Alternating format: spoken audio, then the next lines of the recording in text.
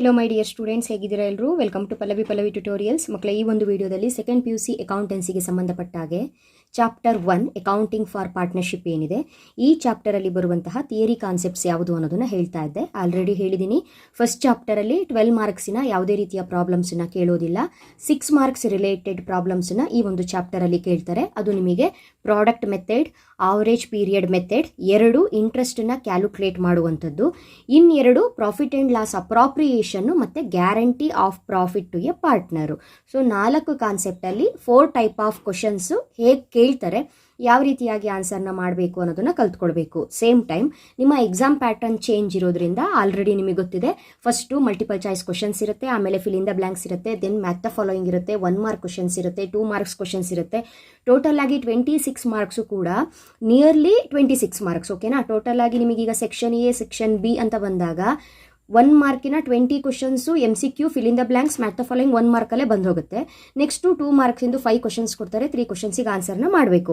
ಅಲ್ಲಿಗೆ 26 ಮಾರ್ಕ್ಸ್ ಅಂತೂ ಆಗುತ್ತೆ. ಮಧ್ಯದಲ್ಲಿ ಏನಾದರೂ 2 ಮಾರ್ಕ್ಸಿಗೆ ಜರ್ನಲ್ ಎಂಟ್ರಿ ಟೈಪಿಂದು ಕ್ವಶನ್ಸು ಅಥವಾ ನಿಮಗೇನಾದರೂ 2 ಮಾರ್ಕ್ಸಿಗೆ ಬರುವಂತಹ ಸಿಂಪಲ್ ಪ್ರಾಬ್ಲಮ್ಮು ಕೇಳ್ಬೋದು.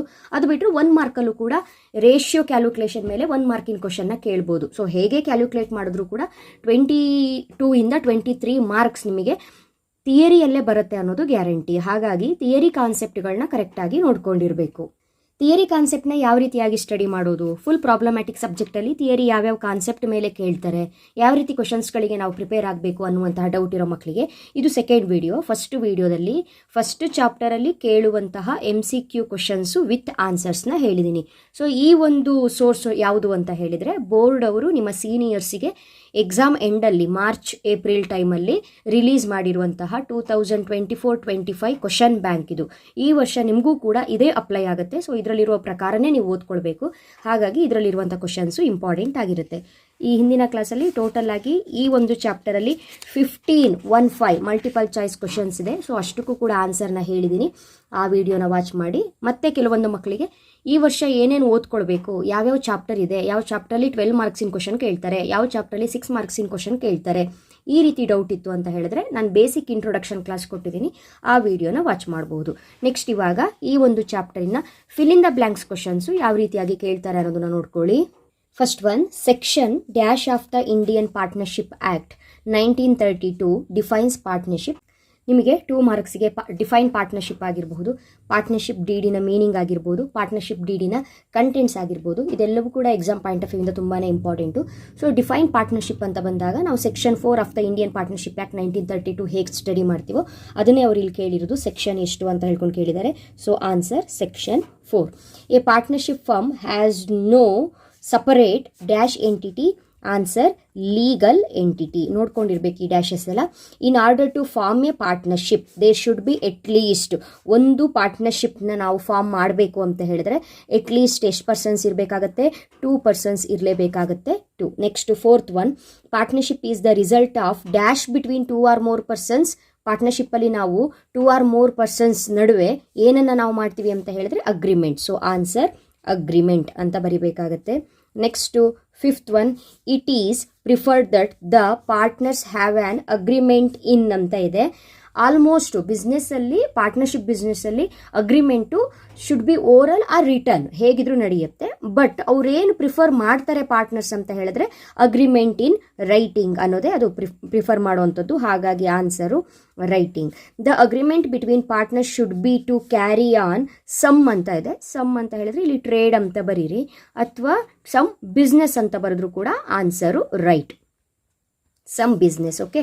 Next to 7th one, each partner carrying on the business is the principal as well as the dash for all the partners ಅಂತ ಇದೆ. ಸೊ ಇದಕ್ಕೆ ಆನ್ಸರ್ ಏಜೆಂಟ್. ನೀವು ಚಾಪ್ಟರ್ನ ಥಿಯರಿ ಕಾನ್ಸೆಪ್ಟ್ ಎಲ್ಲ ಓದಿದ್ರೆ ಇದಕ್ಕೆ ನಿಮಗೆ ಆನ್ಸರ್ ಸಿಕ್ಕಿರುತ್ತೆ. The liability of a partner for his acts is ಅಂತಿದೆ. ಪಾರ್ಟ್ನರ್ಶಿಪ್ ಬಿಸ್ನೆಸ್ಸಲ್ಲಿ ಲಯಬಿಲಿಟಿ ಹೇಗಿರುತ್ತೆ ಅಂತ ಹೇಳಿದ್ರೆ ಅನ್ಲಿಮಿಟೆಡ್ ಆಗಿರುತ್ತೆ. ಆಲ್ರೆಡಿ ನಾನು MCQ ಟೈಮಲ್ಲಿ ಇದಕ್ಕೆ ಎಕ್ಸ್ಪ್ಲನೇಷನ್ನ ಕೊಟ್ಟಿದ್ದೀನಿ. So answer unlimited. ನೆಕ್ಸ್ಟು ಕೆಲವೊಂದು ಪಾರ್ಟ್ನರ್ಶಿಪ್ಪಲ್ಲಿ ಅಬ್ಸೆನ್ಸ್ ಇರುತ್ತೆ. ಯಾವುದ್ರದ್ದು? ಪಾರ್ಟ್ನರ್ಶಿಪ್ ಡೀಡಿಂದು. ಆ ಪಾರ್ಟ್ನರ್ಶಿಪ್ ಡೀಡ್ ಅಬ್ಸೆನ್ಸ್ ಇದೆ ಅಂತ ಹೇಳಿದ್ರೆ ಅಂಥ ಬಿಸ್ನೆಸ್ಸಲ್ಲಿ ಬರುವಂತಹ ಇಂಟ್ರೆಸ್ಟು ಎಷ್ಟು, ಯಾವ ರೀತಿಯಾಗಿ ಶೇರ್ ಮಾಡ್ಕೊಳ್ತಾರೆ, ಎಷ್ಟು ಪರ್ಸೆಂಟೇಜ್ ಅಂತ ಹೇಳಿದ್ರೆ ಅದಕ್ಕೊಂದು ಸ್ಟ್ಯಾಂಡರ್ಡ್ ಇದೆ, 6%. Answer 6%. Under dash method the capital of the partner shell remain fixed. ಇಲ್ಲೇ ಕೊಟ್ಟಿದ್ದಾರೆ ಕ್ಯಾಪಿಟಲ್ ರಿಮೈನ್ ಫಿಕ್ಸ್ಡ್ ಅಂತ ಹೇಳಿದ್ರೆ ಅದು ಫಿಕ್ಸ್ಡ್ ಕ್ಯಾಪಿಟಲ್ ಮೆಥಡು. ವೇರಿ ಅಂತ ಹೇಳಿದ್ರೆ fluctuating capital method. So under fluctuating capital method the partners capital account balances are ಏನಾಗುತ್ತೆ, fluctuate ಆಗ್ತಾ ಇರುತ್ತೆ, ಚೇಂಜ್ ಆಗ್ತಾ ಇರುತ್ತೆ. ಸೊ ನೀವೇನಂತ ಬರಿಬಹುದು, ಚೇಂಜಸ್ ಅಂತ ಬರಿಬಹುದು. ಫಿಕ್ಸ್ಡ್ ಕ್ಯಾಪಿಟಲ್ ಮೆಥಡಲ್ಲಿ ಫಿಕ್ಸ್ಡ್ ಆಗಿರುತ್ತೆ ಅಮೌಂಟು, ಕ್ಯಾಪಿಟಲು ಫಿಕ್ಸ್ಡ್ ಆಗಿರುತ್ತೆ. ಫ್ಲಕ್ಚುಯೇಟಿಂಗಲ್ಲಿ ವೇರೀಸ್ ಇರುತ್ತೆ, ಚೇಂಜಸ್ ಇರುತ್ತೆ, ಫ್ಲಕ್ಚುಯೇಟ್ ಆಗ್ತಾ ಇರುತ್ತೆ ಅಂದರೆ ಚೇಂಜ್ ಆಗ್ತಾ ಇರುತ್ತೆ ಅಂತ. 12th one, profit and loss appropriation account is merely an extension of dash account of the firm ಅಂತ ಇದೆ. ನಾನು ಆಲ್ರೆಡಿ ಹೇಳಿದ್ದೀನಿ, ನಾವು ಬಿಸ್ನೆಸ್ಸಿನ ಫೈನಾನ್ಷಿಯಲ್ ಪೊಸಿಷನ್ನ ನಾವು ತಿಳ್ಕೊಳ್ಬೇಕು ಅಂತ ಹೇಳಿದ್ರೆ trading account, profit and loss account, then balance ಶೀಟ್ನ ನಾವು ಹೇಗೆ ಪ್ರಿಪೇರ್ ಮಾಡ್ತೀವಿ ಅಂತ ಫಸ್ಟ್ ಇಯರ್ ಅಕೌಂಟೆನ್ಸಿಯಲ್ಲಿ ಕಲ್ತಿದ್ದೀವಿ. ಅದೇ ರೀತಿ ಈ profit and loss appropriation account ಅಂತ ಹೇಳಿದ್ರೆ this is the continuation of profit and loss account. ಹಾಗಾಗಿ ನಾವು ಅದನ್ನು ಏನಂತ ಕರಿಬಹುದು, profit and loss appropriation account is merely an extension of, ಯಾವುದ್ರದ್ದು extension, profit and loss account. Profit and loss account ಏನಿದೆ ಅದರ ಕಂಟಿನ್ಯೂಯೇಷನ್ನು ಅಥವಾ ಅದರ ಎಕ್ಸ್ಟೆನ್ಷನ್ನೇ profit and loss appropriation account. So ಈ ಲೈನ್ ನಿಮಗೆ ಗೊತ್ತಿರಬೇಕು. ಓಕೆ, ನೆಕ್ಸ್ಟು ನಾನು ನಿಮಗೆ ಹೇಳಿದ್ದೆ 2 ಮಾರ್ಕ್ಸಿಗಾಗಿರ್ಬೋದು 1 ಮಾರ್ಕಿಗಾಗಿರ್ಬೋದು ಜರ್ನಲ್ ಎಂಟ್ರಿ ರಿಲೇಟೆಡ್ ಕ್ವಶನ್ಸ್ಗಳನ್ನ ಕೇಳ್ತಾರೆ ಅಂತ. ಸೊ ಯಾವ ರೀತಿ ಕೇಳಬಹುದು ಅನ್ನುವಂತಹ ಒಂದು ಕಾನ್ಸೆಪ್ಟನ್ನು ಪ್ರತಿ ಚಾಪ್ಟರಲ್ಲೂ ನಿಮಗೆ ಈ ರೀತಿ ಕೊಟ್ಟಿರ್ತಾರೆ. ಹಾಗಾಗಿ ಈ ಕ್ವಶನ್ ಬ್ಯಾಂಕಲ್ಲಿ ಏನೇನು ಕ್ವಶನ್ಸ್ ಇದೆ ಎಲ್ಲವನ್ನ ನೀಟಾಗಿ ಸ್ಟಡಿ ಮಾಡ್ಕೊಳ್ಳಿ. Profit and loss appropriation account debtor to dash ಅಂತ ಕೊಟ್ಟಿದ್ದಾರೆ. ಸೊ ಅಲ್ಲಿ ಯಾವ ಅಕೌಂಟ್ ತಗೊಳ್ಬೇಕು ಅನ್ನೋದಕ್ಕೆ ಬೀಯಿಂಗ್ ಕೊಟ್ಟಿದ್ದಾರೆ, ನೆರೇಷನ್ ಕೊಟ್ಟಿದ್ದಾರೆ, transferring interest on capital to profit and loss appropriation account ಅಂತ ಇದೆ. ಹಾಗಾದ್ರೆ ಇಲ್ಲಿ ಏನಾಗುತ್ತೆ, profit and loss appropriation account debtor to ಏನು ಟ್ರಾನ್ಸ್ಫರ್ ಮಾಡ್ತಾ ಇರೋದು, interest on capital to interest on capital account, to interest on capital account. So ಇದು answer ಆಗಿರುತ್ತೆ. ನೆಕ್ಸ್ಟು ಇಲ್ಲಿ ಡ್ಯಾಶ್ ಅಕೌಂಟ್ ಕೊಟ್ಟಿದ್ದಾರೆ, ಡೆಬಿಟ್ ಅಕೌಂಟ್ ಕೊಟ್ಟಿಲ್ಲ. To salary to partners account ಅಂತ ಕೊಟ್ಟಿದ್ದಾರೆ. Dash account debtor to salary to partners account ಅಂತ ಕೊಟ್ಟಿದ್ದಾರೆ. So hint ಏನು ಕೊಟ್ಟಿದ್ದಾರೆ, being narration transferring partner salary to profit and loss appropriation account ಅಂತ ಕೊಟ್ಟಿದ್ದಾರೆ. ಹಾಗಾದರೆ ನಾವು ಇಲ್ಲೇನು ಕೊಟ್ಟಿದ್ದಾರೆ, profit and loss appropriation account ಅಂತ ಕೊಟ್ಟಿದ್ದಾರೆ. So profit and loss APP ಅಂತ ಬರೆದಿರ್ತೀನಿ, ನೀವು ಫುಲ್ ಬರಿಬೇಕು. Profit and loss appropriation account debtor to salary to partners account. Correct ಆಯಿತು. ನೆಕ್ಸ್ಟು 15th ಒನ್ ಕೊಟ್ಟಿದ್ದಾರೆ, profit and loss appropriation account debtor to partners capital current account. So debit credit ಎರಡೂ ಕೊಟ್ಟಿದ್ದಾರೆ. ನಾವು being ಬರಿಬೇಕು, that means ನೆರೇಷನ್ನ ಬರಿಬೇಕಾಗತ್ತೆ. Narration ಏನು ಬರಿಬೇಕು, ಇಲ್ಲಿ ಕೊಟ್ಟಿದ್ದಾರೆ profit and loss appropriation account debtor to partners capital account ಅಂತ ಕೊಟ್ಟಿದ್ದಾರೆ. ಸೊ ಟ್ರಾನ್ಸ್ಫರಿಂಗ್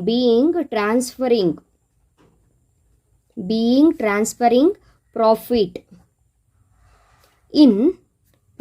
ಇನ್ ಅಪ್ರಾಪ್ರಿಯೇಷನ್ ಅಕೌಂಟ್, ಅಪ್ರಾಪ್ರಿಯೇಷನ್ ಅಕೌಂಟ್ ಅಂತ ಬರಿಬೇಕು. ಸೊ ಇದಿಷ್ಟು ಕೂಡ ನಿಮಗೆ ಈ ಚಾಪ್ಟರಲ್ಲಿ ಬರುವಂತಹ fill in the blanks questions. Next ಪ್ರತಿ ಚಾಪ್ಟರಲ್ಲೂ ಕೂಡ ಮ್ಯಾಥ್ ದ ಫಾಲೋಯಿಂಗ್ ಕಾನ್ಸೆಪ್ಟನ್ನ ಯಾವ ರೀತಿ ಕೇಳ್ತಾರೆ ಅನ್ನೋದ್ರ ಬಗ್ಗೆ ನಿಮಗೆ ಗೊತ್ತಿರಬೇಕು. ಸೊ 1-2 ವರ್ಷದಿಂದ ಮಕ್ಕಳು ಏನು ಮಾಡ್ತಾ ಇದ್ರಿ ಅಂದರೆ ನಿಮ್ಮ ಸೀನಿಯರ್ಸು ಸೂಪರ್ ಸೀನಿಯರ್ಸು ಏನು ಪ್ರಾಬ್ಲಮ್ ಮಾಡ್ಕೊಳ್ತಾ ಇದ್ರು, ಎಷ್ಟು ಟೆನ್ಷನ್ ಆಗ್ತಿತ್ತು ಅವರಿಗೆ ಅಂತ ಹೇಳಿದ್ರೆ, ಅಕೌಂಟೆನ್ಸಿಯಲ್ಲಿ 6 ಮಾರ್ಕ್ಸಿಗೆ 12 ಮಾರ್ಕ್ಸಿಗೆ ಏನೇನು ಪ್ರಾಬ್ಲಮ್ ನೋಡ್ಕೊಳ್ಬೇಕು ಕರೆಕ್ಟಾಗಿ ನೋಡ್ಕೊಂಡು ಅದನ್ನು ಕಲ್ತ್ಕೊಂಡು ಹೋಗ್ತಿದ್ರು. ಬಟ್ ಥಿಯರಿ ಕ್ವಶನ್ಸ್ ಹೇಗೆ ರೈಸ್ ಆಗುತ್ತೆ ಅನ್ನೋದ್ರ ಬಗ್ಗೆ ಅವರಿಗೆ ಅಷ್ಟು ಕಡಿಮೆ ಇತ್ತು ನಾಲೆಡ್ಜು. ಬಿಕಾಸ್ ಈ ರೀತಿಯಾಗಿ ಒಂದು ರೆಡಿ ನಿಮಗೆ ಕ್ವಶನ್ ಬ್ಯಾಂಕ್ ನಿಮ್ಮ ಒಂದು ಬ್ಯಾಚಿಗೆ ಸಿಕ್ಕಿದಾಗೆ ಅವ್ರಿಗೆ ಸಿಕ್ಕಿರಲಿಲ್ಲ, ಬಟ್ ನಿಮಗೆ ಸಿಕ್ಕಿದೆ. ಹಾಗಾಗಿ ಎವ್ರಿ ಚಾಪ್ಟರ್ ನೀಟಾಗಿ ನೋಡ್ಕೊಳ್ಳಿ. ಬೋರ್ಡ್ ಅವರೇ ರಿಲೀಸ್ ಮಾಡಿರುವಂಥದ್ದು.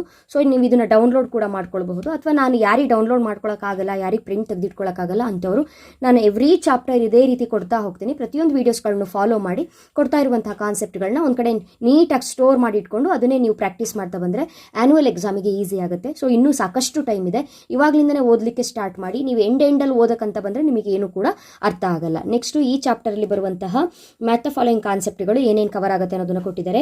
First one the partnership act ಅಂತ ಕೊಟ್ಟಿದ್ದಾರೆ. No doubt the partnership act 1932 answer A. Next consent of all the partner ಅಂತ ಕೊಟ್ಟಿದ್ದಾರೆ. Consent of all the partner ಅಂತ ಹೇಳಿದ್ರೆ ಇದಕ್ಕೆ answer alteration of partnership deed. Alteration of partnership deed. B answer alteration of partnership deed. Next interest on drawings in absence of deed ಅಂತ ಕೊಟ್ಟಿದ್ದಾರೆ. Interest on drawings in absence of deed ಅಂತ ಕೊಟ್ಟಿದ್ದಾರೆ. So ಇದಕ್ಕೆ answer no partner is charged. No partner is charged. Next each partner has only one account ಅಂತ ಕೊಟ್ಟಿದ್ದಾರೆ. Each partner has only one account ಅಂತ ಹೇಳಿದ್ರೆ that is fluctuating capital method. 4ನೇದು D answer. Next assurance to minimum amount of profit ಅಂತ ಇದೆ. Assurance to minimum amount of profit. ನಾವು problematic ಕಾನ್ಸೆಪ್ಟಲ್ಲಿ ಓದಿರ್ತೀವಿ ಗ್ಯಾರಂಟಿ ಆಫ್ ಪ್ರಾಫಿಟ್ ಅಂತ ಹೇಳ್ಕೊಂಡು. ಅಲ್ಲಿ ಅಶ್ಯೂರೆನ್ಸ್ ಕೊಟ್ಟಿರ್ತಾರೆ ಬಿಸ್ನೆಸ್ಸಿಗೆ ಪ್ರಾಫಿಟ್ ಆಗಲಿ ಲಾಸ್ ಆಗಲಿ ಸಮ್ ಅಮೌಂಟ್ ನಾವು ನಿಮಗೆ ಪೇ ಮಾಡೇ ಮಾಡ್ತೀವಿ ಅಂತ ಹೇಳ್ಕೊಂಡು. ಸೊ ಇದಕ್ಕೆ answer guarantee of profit. Guarantee of profit. And next ಈ ಚಾಪ್ಟ್ರಲ್ಲಿ ಬರುವಂತಹ ಶಾರ್ಟ್ ಕ್ವಶನ್ ಆನ್ಸರ್ಸು 1 ಮಾರ್ಕಿನ ಕ್ವಶನ್ಸು. ಟೋಟಲ್ ಆಗಿ 10 ಕ್ವಶನ್ಸ್ ರೈಸ್ ಆಗುತ್ತೆ ಅಂತ ಹೇಳ್ಕೊಟ್ಟಿದ್ದಾರೆ. 1 to 10 ಇದೆ. ಸೊ 1 ಮಾರ್ಕಿನ ಕ್ವಶನ್ಸ್ ಎಲ್ಲ ಪಾಸ್ ಮಾಡಿ ಒಂದ್ಸಲ ನೋಡ್ಕೊಳ್ಳಿ, ತುಂಬ ಈಸಿ ಇದೆ. ನೆಕ್ಸ್ಟ್ ಅದು ಬಿಟ್ಟು one of the most important ಅಂತ ಹೇಳಿದ್ರೆ ಈ ಚಾಪ್ಟರಲ್ಲಿ ಟೋಟಲ್ ಆಗಿ 5 true or false questions rise ಆಗುವಂಥ ಚಾನ್ಸಸ್ ಇದೆ. ಇದು ತುಂಬಾ ಇಂಪಾರ್ಟೆಂಟು. ನಿಮಗೆ ಈ 1 ಮಾರ್ಕಿನ ಕ್ವಶನ್ಸ್ ಏನು ಕೊಡ್ತಾರಲ್ಲ 5 ಕ್ವಶನ್ಸ್ ಏನು ಆ್ಯನುವಲ್ ಎಕ್ಸಾಮಿಗೆ ಕೊಡ್ತಾರೆ ಅದರಲ್ಲಿ ಎಕ್ಸ್ಪ್ಯಾಂಡ್ 1 ಕ್ವಶನ್ ಇದ್ದೇ ಇರುತ್ತೆ, ಟ್ರೂ ಆರ್ ಫಾಲ್ಸ್ 1 ಕ್ವಶನ್ ಇದ್ದೇ ಇರುತ್ತೆ. ಸೊ ನಿಮಗೆ every chapter true or falls ನೀವು ರೆಡಿ ಇರಬೇಕು. ಎಂಡ್ ಮೂಮೆಂಟಲ್ಲಿ ನಿಮಗೇನು ಮಾಡಲ್ ಕ್ವಶನ್ ಪೇಪರ್ನ ರಿಲೀಸ್ ಮಾಡ್ತಾರೆ. ಸೊ ಅದರಲ್ಲಿ ನಿಮಗೆ ಯಾವ ಚಾಪ್ಟರ್ ಮೇಲೆ ಟ್ರೂ ಆರ್ ಫಾಲ್ಸ್ ಬರುತ್ತೆ ಅಂತ ಹೇಳ್ಕೊಂಡು ಒಂದು ನಿಮಗೆ ಐಡಿಯಾ ಬರುತ್ತೆ. ಅಲ್ಲಿವರೆಗೂ ಕೂಡ ನೀವು ಎವ್ರಿ ಚಾಪ್ಟರು ಟ್ರೂ ಆರ್ ಫಾಲ್ಸಿಗೆ ನೀವು ರೆಡಿ ಆಗಿರಲೇಬೇಕು. ಇಲ್ಲಿ ಟ್ರೂ ಆರ್ ಫಾಲ್ಸು ಟೋಟಲ್ ಆಗಿ 5 ಕ್ವಶನ್ಸ್ ಇದೆ.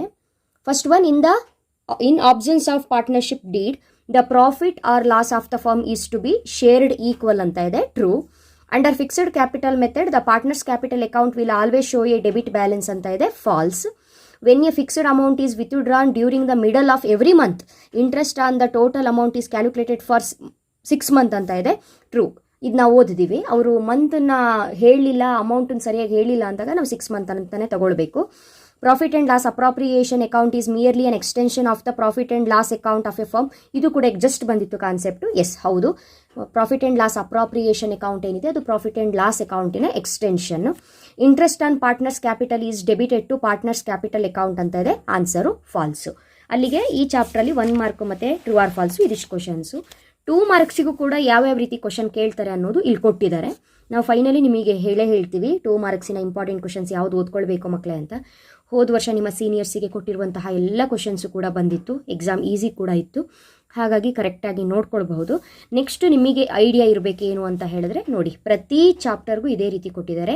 ಇದು ಇವಾಗ ಫಸ್ಟ್ ಚಾಪ್ಟರ್ ಅಲ್ಲ, ಈ ಚಾಪ್ಟ್ರಲ್ಲಿ ಕೇಳುವಂತಹ ಪ್ರತಿಯೊಂದು ಕಾನ್ಸೆಪ್ಟ್ ಮೇಲೂ ಕ್ವಶನ್ಸನ್ನು ಕೊಟ್ಟಿದ್ದಾರೆ. ಎಂಡ್ ಆನ್ಸರ್ ಏನು ಬರುತ್ತೆ ಅಂತ ಕೊಟ್ಟಿರ್ತಾರೆ. ನಾವು ಮಾಡಬೇಕು, ಪ್ರಾಬ್ಲಮ್ನ ನಾವು ಮಾಡಿ ಆಮೇಲೆ ಈ ಆನ್ಸರ್ ಬಂತ ಅಂತ ಹೇಳ್ಕೊಂಡು ಚೆಕ್ ಮಾಡಬೇಕು. ಪ್ರತಿ ಒಂದು ಕಾನ್ಸೆಪ್ಟಿಗೂ ಕೂಡ ಕ್ವಶನ್ ಬ್ಯಾಂಕಲ್ಲಿ ಕ್ವಶನ್ನ ಕೊಟ್ಟು ಅದಕ್ಕೆ ಆನ್ಸರ್ನ ಕೊಟ್ಟಿದ್ದಾರೆ. ಸೊ ಈ ರೀತಿ ಕೊಡೋದ್ರಿಂದ ಏನಾಗುತ್ತೆ, ನೀವು ಇದಕ್ಕೆ ಆನ್ಸರ್ನ ಫೈಂಡ್ ಔಟ್ ಮಾಡ್ತೀರಿ, ಆನ್ಸರ್ನ ಕ್ಯಾಲ್ಕುಲೇಟ್ ಮಾಡ್ತೀರಿ. ಅವಾಗ ನಿಮಗೆ ಆನ್ಸರ್ ಇಷ್ಟು ಬಂತು ಅಂತ ಹೇಳಿದ್ರು ನಿಮಗೂ ಕೂಡ ಖುಷಿ ಆಗುತ್ತೆ, ಹೌದು ನಾನು ಕರೆಕ್ಟಾಗಿ ಮಾಡಿದೆ ಅಂತ ಹೇಳ್ಕೊಂಡು. ಸೊ ಈ ಚಾಪ್ಟ್ರಲ್ಲಿ ಟೋಟಲ್ ಆಗಿ 4 ಕಾನ್ಸೆಪ್ಟ್ ಕೇಳ್ತಾರೆ ಅಂತ ಹೇಳಿದ್ದೀನಲ್ಲ, ಆ 4 ಕಾನ್ಸೆಪ್ಟ್ ಮೇಲೂ ಕೂಡ ಯಾವ ರೀತಿ ಕ್ವಶನ್ಸ್ ಎಕ್ಸಾಮಿಗೆ ಬರುತ್ತೆ ಅನ್ನೋದನ್ನ ರೈಸ್ ಮಾಡಿದ್ದಾರೆ. ಓಕೆ ಅಲ್ಲ? ನೆಕ್ಸ್ಟ್ ವಿಡಿಯೋದಲ್ಲಿ ನಿಮಗೆ ಈ 6 ಮಾರ್ಕ್ಸಿನ ಕ್ವಶನ್ಸ್ ಇಲ್ಲಿ ಏನಿದೆ ಕ್ವಶನ್ ಬ್ಯಾಂಕಲ್ಲಿ ಇದಕ್ಕೆ ಆನ್ಸರ್ನ ಯಾವ ರೀತಿ ಮಾಡಬೇಕು ಅನ್ನೋದನ್ನು ಹೇಳ್ಕೊಡ್ತೀನಿ. ಸೊ ಅಲ್ಲಿವರೆಗೂ ಕೂಡ ಚೆನ್ನಾಗಿ ಓದ್ಕೊಳ್ಳಿ. ಯಾರ್ಯಾರು ಚಾನಲ್ಗೆ ಸಬ್ಸ್ಕ್ರೈಬ್ ಆಗಿಲ್ಲ ಅವಾಗಲೇ ಸಬ್ಸ್ಕ್ರೈಬ್ ಆಗಿ ಆಲ್ ಬಟನ್ನ ಕ್ಲಿಕ್ ಮಾಡ್ಕೊಳ್ಳಿ. 2025-26 ಅಕಾಡೆಮಿಕ್ ಇಯರಿಗೆ ಸಂಬಂಧಪಟ್ಟಾಗೆ ನಿಮ್ಮ ಸೆಕೆಂಡ್ PUC ಅಕೌಂಟೆನ್ಸಿ ರಿಲೇಟೆಡ್ ಏನೇ ಇಂಪಾರ್ಟೆಂಟ್ ಇನ್ಫಾರ್ಮೇಷನ್ ಬಂದರೂ ಕೂಡ ನಿಮ್ಮ ಮೊಬೈಲಿಗೆ ನೋಟಿಫಿಕೇಶನ್ ಬರುತ್ತೆ. ಹಾಗಾಗಿ ಸಬ್ಸ್ಕ್ರೈಬ್ ಮಾಡಿಕೊಂಡು ಆಲ್ ಬಟನ್ನ ಮರೀದೆ ಕ್ಲಿಕ್ ಮಾಡ್ಕೊಳ್ಳಿ. ಓಕೆನಾ? ನೆಕ್ಸ್ಟ್ ವಿಡಿಯೋದಲ್ಲಿ ಮತ್ತೆ ಸಿಗ್ತೀನಿ. ಅಲ್ಲಿವರೆಗೂ ಚೆನ್ನಾಗಿ ಓದ್ಕೊಳ್ಳಿ. Thank you. All the best.